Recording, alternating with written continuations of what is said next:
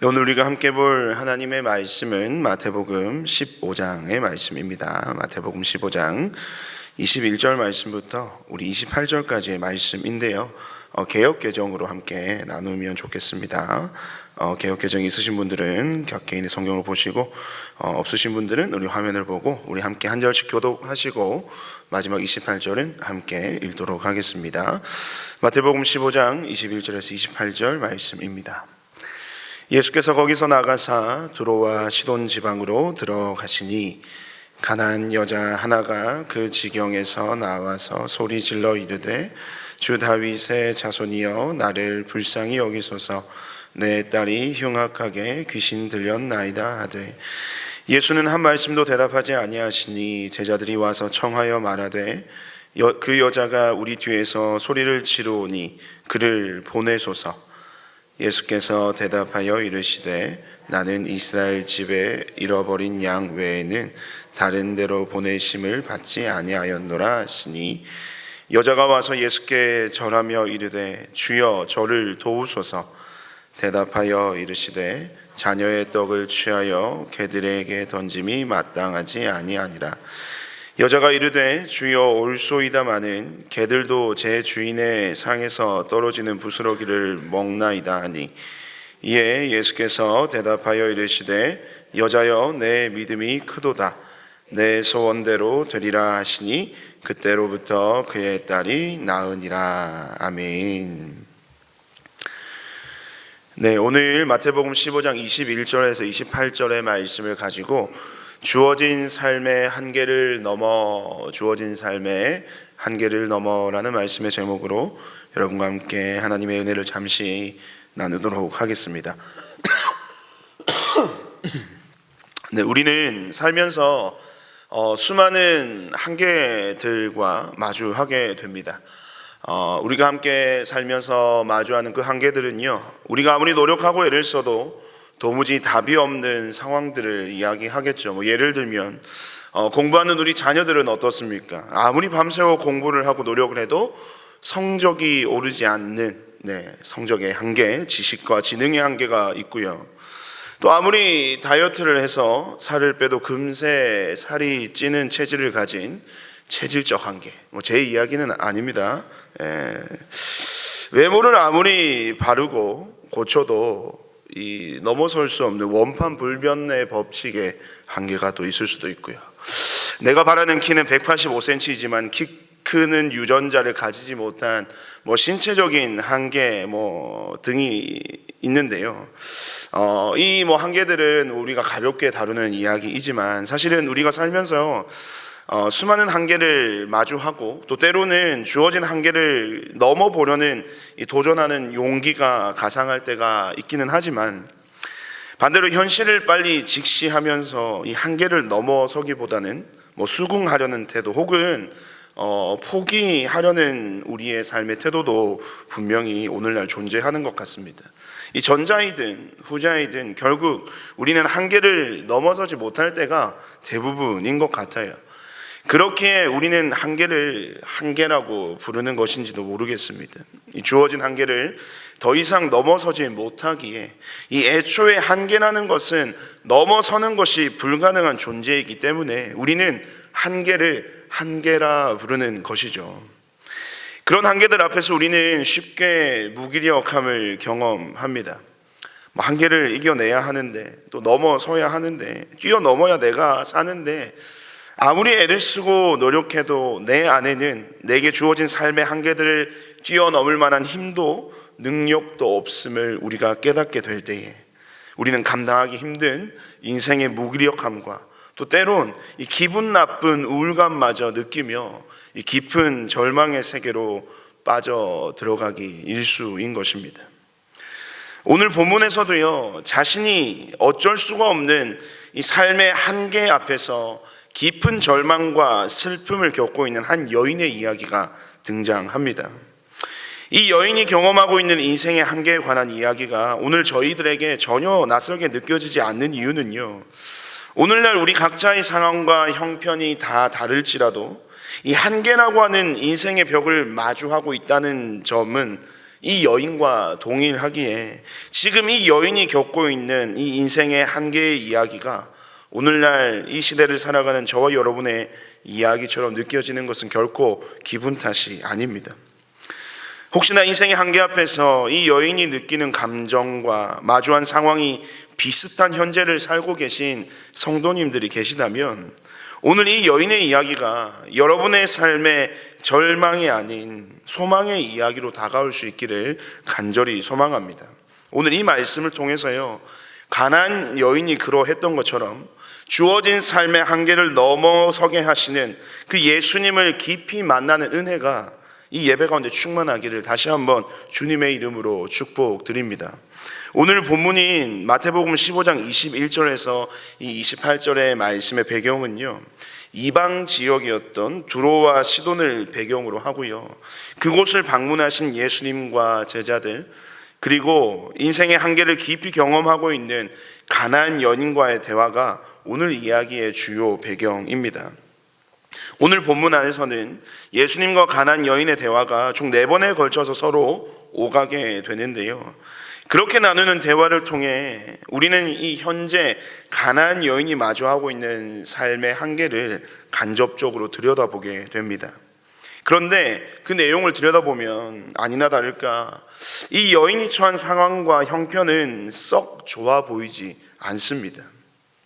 하지만 이 말씀을 바라보는 저와 여러분들이 하나님의 의도 가운데 사실 이 여인을 바라보며 우리가 그 여인과 똑같은 동병상련의 아픔을 공유하게 하시지는 않습니다. 되려 이 주어진 상황의 한계들을 뛰어넘을 수 있는 이 삶과 신앙의 비결을 이 여인과 나눈 대화를 통해 우리로 하여금 깨닫게 하시는데요, 그렇다면 우리의 삶의 한계를 어떻게 하면 뛰어넘을 수 있는지를 오늘 본문을 통해서 함께 살펴보면 좋겠습니다. 다시 본문의 대화를 한번 살펴보시면 이 예수님의 반응에서 좀 특이한 모습을 우리가 발견하는데요, 우리 22절 말씀을 한번 보십시오. 22절 말씀 보시면 이 두로와 시돈 지방에 예수님께서 이르셨을 때 한 가나안의 여인이 예수님께 나와서 이렇게 소리질러 말합니다. 다윗의 자손이여, 나를 불쌍히 여기소서. 내 딸이 흉악하게 귀신 들렸나이다 하되 라고 하는 외침이 이 한 여인을 통하여 예수님을 향해 선포되고 있습니다. 이 여인이 가지고 있었던 문제는요, 이 딸이 귀신에 들렸다는 겁니다. 그것도 이 흉악한 귀신에 들려서 지금 고통받고 있다는 것입니다. 그래서 그 여인은요, 예수님께서 자신의 사는 동네에 오셨다는 소식을 듣고 이 다급한 마음과 간절함으로 지금 예수님을 찾아왔습니다.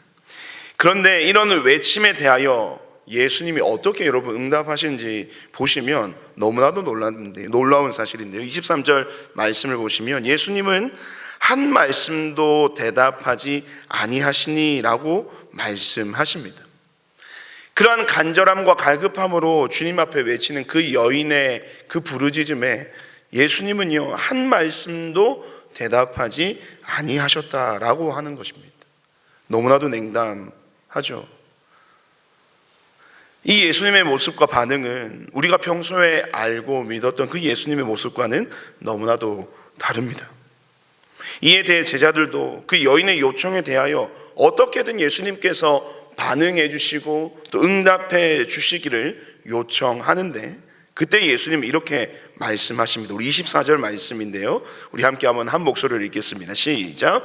예수께서 대답하여 이르시되 나는 이스라엘 집에 잃어버린 양 외에는 다른 데로 보내심을 받지 아니하였노라 하시니. 아멘. 여러분, 예수님은요, 잃어버린 양을 찾기 위해 이 땅에 오셨습니다. 여기서 잃어버린 양은 당시 유대인들, 즉 이스라엘 민족들을 의미하는 것입니다. 택함받은 언약 백성으로서 하나님 안에 살아가야 할 이스라엘 백성들이었지만 그 하나님의 품을 떠나 제 멋대로 살아가고 있는 그 이스라엘 민족은 우리 주님께는 잃어버린 양이었죠.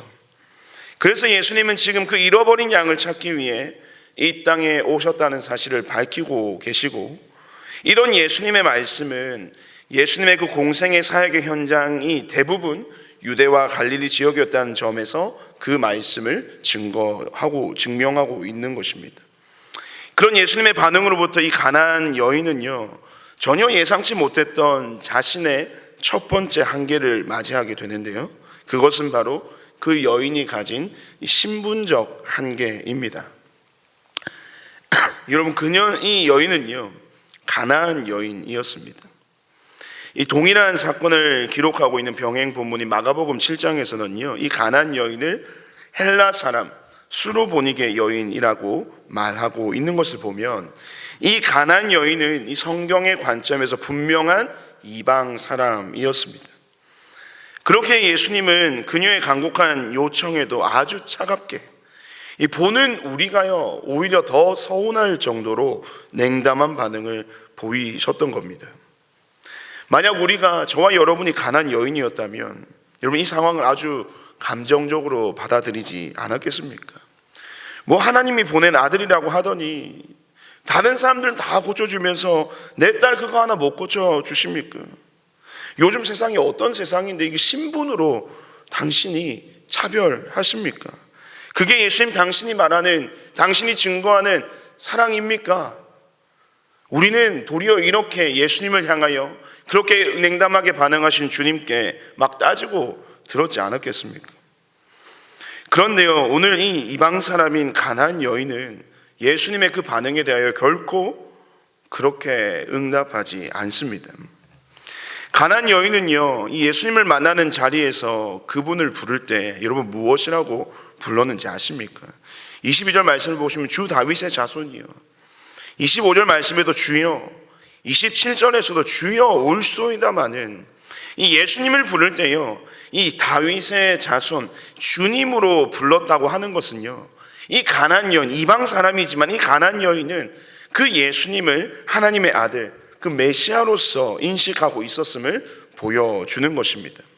여러분, 이런 표현은요 그냥 아무렇게나 우연찮게 나올 수 있는 것이 아니라, 이방 사람인 가나안 여인은 그 당시에 유대인들이 가지고 있었던 그 메시아 신앙과 믿음에 대해 알고 있었다는 것을 보여주는 표현입니다. 지금 자신 앞에 있는 이 예수라는 자가 하나님이 보내신 메시아이심을, 하나님의 아들이심을 분명하게 인식하고 있기에 그것을 믿는 믿음의 표현을 주여, 다윗의 자손이여 라고 부를 수가 있는 것이죠. 예수님을 주로 고백하는 그 순간 이방 사람인 가나안 여인은요, 이 자신이 가진 신분적 한계를 뛰어넘는 기적을 경험하는데요, 우리 본문 28절 말씀을 함께 읽겠습니다. 28절입니다. 이에 예수께서 대답하여 이르시되 여자여 내 믿음이 크도다, 내 소원대로 되리라 하시니 그때로부터 그의 딸이 나으니라. 이에 예수께서 대답하여 이르시되 여자여 내 믿음이 크도다, 내 소원대로 되리라 하시니 그때부터 그의 딸이 나으니라. 예수님은 지금 비록 이방 사람이라는 신분적 한계를 가지고 자신에게 나아왔지만 예수님 자신을 향한 가나안 여인의 이 고백에 대하여 어떻게 말씀하십니까? 내 믿음이 크도다 라고 말씀하시면서 지금 이 여인의 고백과 그 모습을 이 믿음의 관점으로 바라보셨다는 것, 그것이 바로 오늘 본문 말씀의 중요한 포인트가 됩니다. 예수를 주로 고백하며 그 간절한 마음으로 주님 앞에 서 있는 가나안 여인은 이 예수님이 말씀하신 것처럼 바로 이 믿음으로 이방 사람이라고 하는 자신의 신분적 한계를 뛰어넘는 경험을 하게 되었던 것입니다. 여러분, 예수님은요 복음서에서요 단 한 번도 사람의 믿음을 보시고 크다고 말씀하신 적이 없습니다. 오늘 이 여인이 유일합니다. 믿음이 크다라고 하는 것은요, 다른 말로 자신을 향한 그 여인의 믿음이 옳고 바른 것이고 정직한 것으로 여기셨다라고 볼 수 있습니다. 이방 사람인 가나안 여인의 믿음을 받으시는 이 예수님을 통해서 잃어버린 양들인 유대 민족에게 회복되어야 할 믿음이 바로 이 여인의 믿음이라는 것을 보여주시는 것이고, 또한 이방 여인의 믿음을 보시고 기적을 베푸시는 주님의 사역을 통해요, 우리는 장차 이 복음의 기쁜 소식이 민족과 지역을 넘어 모든 믿는 자들에게도, 모든 열방 가운데도 기쁜 소식이 될 것임을 보여주는 중요한 복음의 증거라는 것입니다. 이 믿음이라는 것, 이 믿음은요, 한 여인의 인생을 송두리째 바꾸어 놓았습니다. 인생의 절망과 절실함 속의 삶의 한계 앞에서 그 좌절한 삶을 바로 이 믿음이 새롭게 일으켜내었던 것입니다. 믿음을 통해 이 신문적 한계를 뛰어넘어 자신의 삶에 놀라운 기적을 행하시는 그 예수님의 일하심을 경험했던 이방 사람 가나안 여인에게 있어서 이 믿음은요, 예수님을 만나는 통로가 되었고 기적을 경험하는 방법이 되었던 것입니다. 사랑하는 여러분, 이 저와 여러분 또한 오늘 이 시간 이 예수님을 향한 온전한 믿음의 고백으로 이 신문적 한계를 뛰어넘는 자들이 되기를 간절히 소망합니다. 오늘 주님 앞에서 우리가 가지고 있는 여러분 신문적인 한계 무엇이 있겠습니까? 로마서 5장 8절은 우리의 신분의 한계를 이렇게 이야기합니다. 우리 5장 8절 말씀 함께 읽겠습니다. 시작. 우리가 아직 죄인 되었을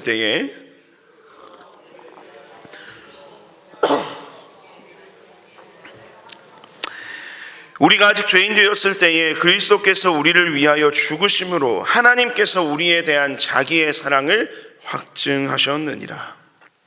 사도 바울은 저와 여러분의 신분을 분명하게 명시하고 있습니다. 무엇입니까? 바로 죄인입니다. 우리의 신분적인 한계입니다. 죄인으로서의 정체성. 이 같은 죄인이라는 신분적 한계는요, 우리의 삶의 치명적인 결함입니다. 죄인이라는 한계와 이 결함은 하나님으로부터 약속된 언약의 복을 누리지 못하게 되는 결과로 이어집니다. 하지만 이와 같은 죄인이라는 신분적 한계를 뛰어넘을 수 있는 유일한 방법을 사도 바울은 우리를 위하여 십자가에 죽으심으로 죄인된 우리에 대한 사랑을 확증해내신 그 예수님을 믿는 믿음뿐이라고 오늘 이 로마서 5장 말씀에서 이야기하고 있는 것입니다. 우리 로마서 5장 1절 말씀도 함께 한번 읽겠습니다. 5장 1절입니다. 그러므로 우리가 믿음으로 의롭다 하심을 받았으니 우리 주 예수 그리스도로 말미암아 하나님과 화평을 누리자. 아멘. 우리는 이 자리에 믿음으로 나와왔고요, 믿음으로 의롭다 하심을 받은 존재로 주님 앞에 서 있습니다.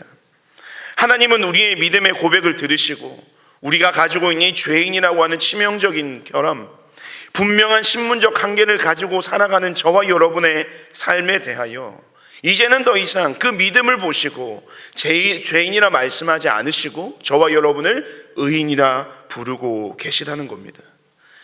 이것은요, 우리가 가지고 고백하는 이 믿음이 주는 최고의 축복이자 선물이며 우리가 누리는 세상 가장 큰 은혜가 바로 이 믿음으로부터 우리 각자에게 주어지는 것임을 여러분 꼭 기억하셨으면 좋겠습니다.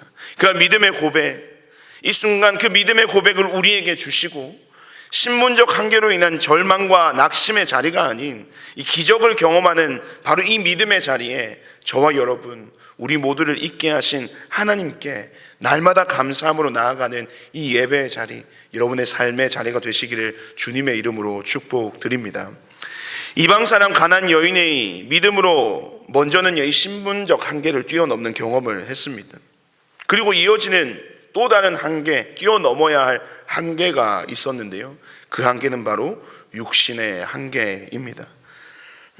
현재 가나안 여인에게 있어서 가장 시급하고 중대한 문제, 사실은 이 신분적 한계는 주님 앞에 섰을 때 그가 깨달은 것이고 본래 그의 삶의 슬픔과 절망과 정말 좌절과 낙심을 선사했던 그 인생의 한계, 그 여인이 마주했던 한계가 무엇입니까?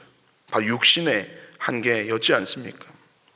눈에 넣어도 아프지 않을 것만 같은 세상 무엇과도 바꿀 수 없는 자신의 사랑하는 딸이 지금 고통받고 있습니다. 딸을 괴롭게 만드는 흉악한 귀신으로부터 한시라도 벗어나게 해주고픈 이 어미의 간절함이 지금 이 여인의 가장 시급한 문제요, 넘어서지 못하는 육신의 한계였습니다. 그렇게 사랑하는 딸의 병을 낫게 하기 위해 얼마나 많은 방법을 써왔겠습니까? 말씀에서는 기록하고 있지는 않지만 좋다는 약도 써봤을 것이고, 또 용하다는 수많은 사람들, 또 자신들이 믿는 우상을 찾아가 우리로 치면 굿도 해보고 다 해봤지 않았겠습니까? 그런데 그 결과는 여러분 무엇입니까? 세상 가운데 그 모든 한계를 뛰어넘는 다양한 방법들을 써봤지만 그 모든 시도의 결과는 아무런 변화 없음이었습니다. 아무런 차도도 없고요, 변화도 없이 여전히 고통을 더해갈 뿐이었습니다. 더 이상 손쓸 방법이 없는 육신의 한계에 부딪히게 된 것이죠. 그런데 그런 절망의 때에 그 낙심의 시간 속에서 들려오는 한 이야기가 있었습니다. 유대 땅에서 병든 자를 고치고 죽은 자를 살리며 하늘나라의 복음을 전파하는, 더러는 세례 요한이라 하고 더러는 엘리야라 하고 더러는 선지자 중에 하나라 말하는 이 나사렛 예수라 하는 분이 자신의 동네에 찾아오셨다는 소식을 듣게 된 것이죠. 그 소식을 들은 순간 그 여인은 지체 없이 그 예수라 하는 분을 만나기 위해 그 자리를 박차고 달려나갔습니다. 그리고 세상 가장 간절함으로 예수님께 나아간 이 여인은 자신의 삶의 애절함을 가득 담아 예수님께 부르짖었습니다. 다윗의 자손이여, 나를 불쌍히 여기소서.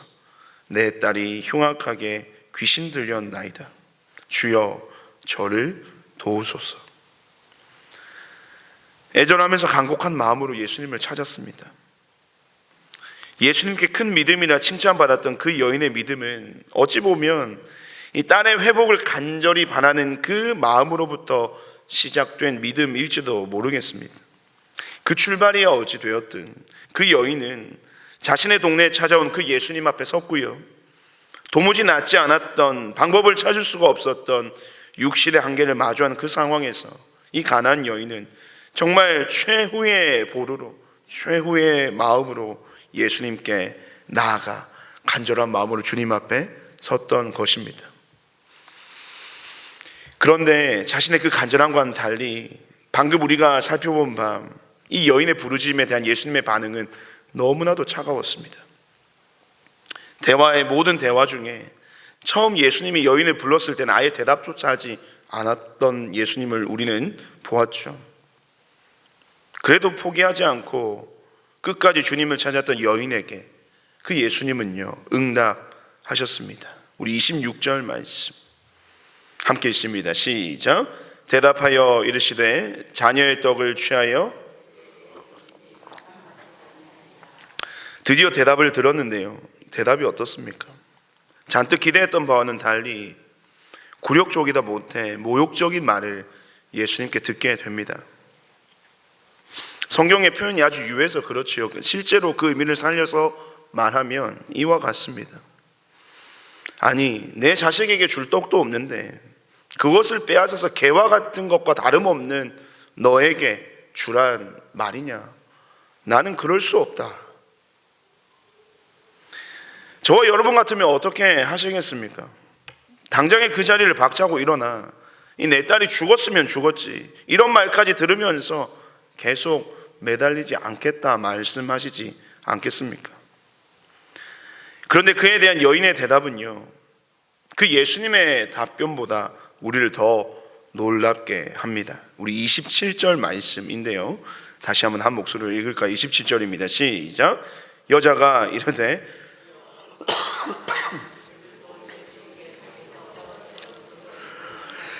이르되 주여 올소이다마는 개들도 제 주인의 상에서 떨어지는 부스러기를 먹나이다 하니, 이 말씀을 통해서 우리는 알 수 있죠.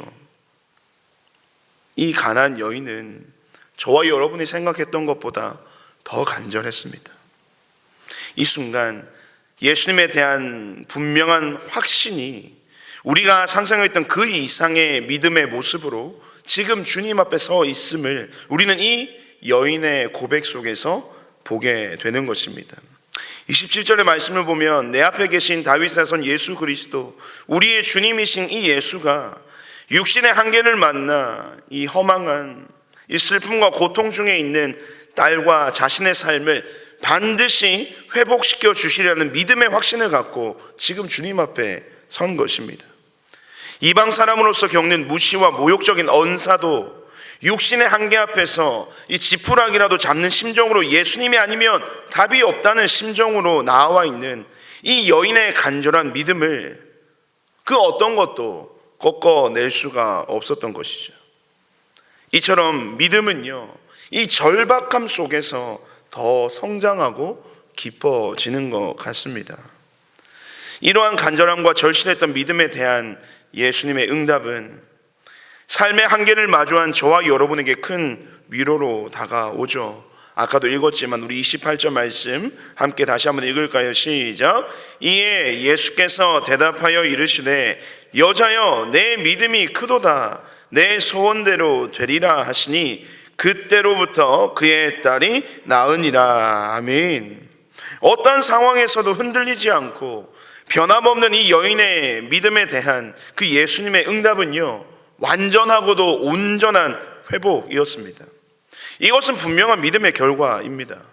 믿음으로 가난 여인은 자신이 직면했던 세상 그 누구도 해결해 주지 못했던 그 육신의 한계를 바로 이 믿음으로 뛰어넘었던 것입니다. 사랑하는 여러분, 이처럼 믿음은 우리를 신분의 한계를 뛰어넘게 할 뿐만 아니라 우리의 모든 육신의 한계 또한 뛰어넘게 합니다. 앞서도 말씀드렸지만 이 가나안 여인을 예수님이 인정하시는 큰 믿음의 소유자, 이 가나안 여인이요, 예수님이 인정하셨던 큰 믿음의 소유자가 될 수 있었던 이유, 그것은 바로 이 여인의 믿음은 간절함과 기다림으로부터 온 것이기 때문이라고 저는 확신합니다. 세상 방법으로는 해결할 수 없는 상황에서 가졌던 그 인생의 절박함이, 고통 중에 있는 딸을 회복시켜 주실 분은 오직 예수님밖에 없다는 그 간절함이 이 여인의 믿음을 더욱 견고하게 세워갔던 것입니다. 굴욕감을 주는 모든 상황 속에서 주님이 반드시 고쳐주실 것을 믿고 기다리며 인내했던 그 시간들은 결국 믿음의 한계를 뛰어넘는 최고의 결과를 맞이하게 했던 것입니다. 혹시나 여러분 가운데도 여전히 해결되지 않는 육신의 문제들로 그 한계에 부딪히며 살아가고 계신 분이 계시다면 이 시간 믿음으로, 간절함으로, 인내함으로 하나님께 간구하며 나아갑시다.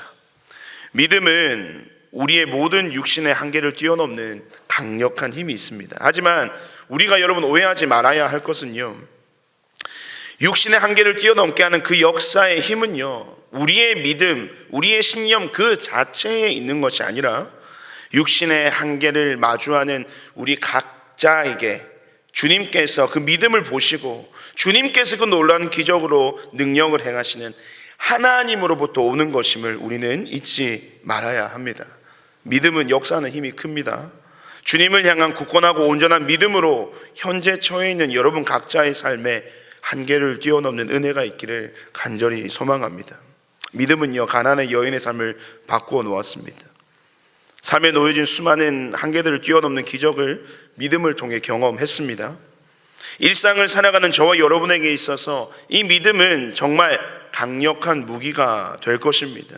그렇다면 현재 우리의 삶에 있어서 이 믿음은 얼마나 저와 여러분의 삶에 영향을 미치고 있습니까?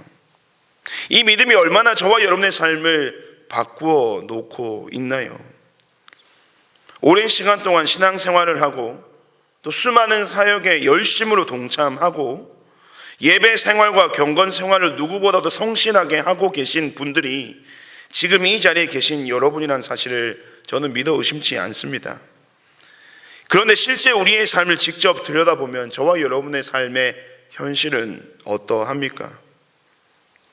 여전히 우리 앞에 놓여진 수많은 삶의 문제들과 그 한계 앞에서 좌절하고 낙심하면서 무기력하게 살고 있지는 않은지, 믿음은커녕 도리어 의심하고 불신하며 주님을 원망하는 자리에 서 있지 않느냐는 것입니다. 믿음은 역사하는 힘이 강력하다고 말했고 그것은 우리를 한계를 뛰어넘게 한다고 알고는 있지만 여전히 저와 여러분의 삶은 역시나 제자리 걸음입니다. 그나마 제자리에서 걷고 있다면 그것은 또 다행인 것이죠. 도리어 뒷걸음질 치고 그 자리에 주저앉아 아무것도 하지 못하고 있다면 우리의 삶은 결코 믿음의 강력한 역사가 일어나고 있다고 말할 수 없을 것입니다. 만약 우리의 삶에 이와 같은 믿음의 연약함이 존재한다면 오늘 이 시간 이 예배를 통하여 우리는 이 세 가지의 사모함을 회복해야 할 것입니다. 첫째는요, 말씀을 사모해야 합니다. 로마서 10장 17절의 말씀, 이런 말씀이 있죠. 우리가 잘 아는 말씀인데 함께 한번 읽어볼까요? 시작. 믿음은 들음에서 나며 들음은 그리스도의 말씀으로 말미암았느니라. 아멘. 우리가 말씀을 사모해야 하는 이유는 우리에게 필요한 온전한 믿음은 오직 말씀을 통해서 자라나기 때문입니다. 반대로 우리의 삶에 말씀이 없다면요, 우리의 믿음은 절대 자랄 수가 없게 되는 것이죠. 그렇게 우리는 말씀을 읽는 자리, 개인의 경건 생활이겠죠. 말씀을 듣는 자리, 말씀이 선포되는 예배의 자리 될 것입니다. 말씀을 배우는 자리 어디겠습니까? 삶 공부. 그 모든 말씀이 있는 자리에 우리는 사모함으로, 간절함으로 나아가야 합니다. 누가 하기 때문에, 누구를 따라서, 아니면 누가 하라고 해서 수동적으로 말씀의 자리에 나가는 것이 아니라 능동적 신앙의 태도로 말씀의 자리에 나아갈 때 저와 여러분의 믿음은 더욱 견고해질 것입니다. 그렇기 때문에 우리는 말씀의 사모함을 회복해야 합니다. 둘째로는요, 주님에 대한 간절함, 그 사모함을 기대해야 합니다. 기대해야 합니다. 신앙생활을 할 때에 이 신앙의 삶에도 이 간절함이 있어야 한다는 것이죠. 가나안 여인이 얼마나 간절하게 예수님께 매달렸다는 것을 우리는 본문 말씀을 통해서 잘 알고 있습니다. 이것은요, 딸을 낳게 하기 위한 모성애일 수도 있지만 그 간절함은 가나안 여인이 주님 앞에 드릴 수 있는 또 다른 형태의 저는 믿음의 고백이라고 확신합니다. 여러분, 오늘날 저와 여러분의 삶에는 그러한 간절함이 많이 사라졌지 않습니까? 풍요의 시대 속에서 특별히 필요한 것도 없고 특별히 부족한 것도 없고 그냥 저냥 평범한 삶을 살아가고 있는 우리에게 이 간절함, 이 가나안 여인의 간절함은 그저 다른 나라의 누군가의 이야기인 것처럼 들려올 수도 있습니다. 하지만 우리에게 간절함은요, 우리를 움직이게 하는, 또한 믿음의 삶을 살도록 이끄는 중요한 삶의 요소입니다. 모든 삶의 자리에서 모든 순간에 간절한 마음으로 주님께 매달리는 그 간절함이 충만한 삶을 살아가시길 바랍니다. 오늘 하루를 사는 나의 삶을 하나님이 붙드시지 않으시면, 하나님이 함께하지 않으시면, 하나님이 간섭하지 않으시면 결코 안 된다는 심정으로 하나님이 나의 유일한 소망 되심을 간절히 붙들고 소망하는 그 간절함으로 우리의 삶의 한계를 믿음으로 뛰어넘는 은혜를 여러분의 삶에서 누릴 수 있게 되기를 간절히 소망합니다. 마지막으로는요, 인내하며 주가 일하실 시간에 대하여 사모해야 한다는 것입니다. 우리의 믿음과 그에 따른 간구에 대하여 주님이 언제 어느 때에 응답하실런지는요, 여러분 사실은 아무도 모릅니다. 주님만이 아시는 것이죠. 하나님께서 정하신 가장 적합한 하나님의 때에 그 가장 합당한 은혜로, 또한 시적절한 방법으로 하나님은 우리의 삶에 반드시 응답하실 것이라는 믿음의 확신과 기다림이 오늘 우리에게 필요합니다. 말은 이렇게 여러분에게 드렸지만 사실 인내라는 것은 참으로 어려운 일이죠. 인내하기 힘든 이유는요, 저는 그렇게 생각합니다. 우리의 마음이 분주하기 때문인 것 같아요. 그러나 오늘 우리가 가지는 인내는 막연한 인내가 아니라 분명한 약속이 보장되어 있는 인내와 기다림이라는 사실을 오늘 이 순간 우리는 기억해야만 합니다.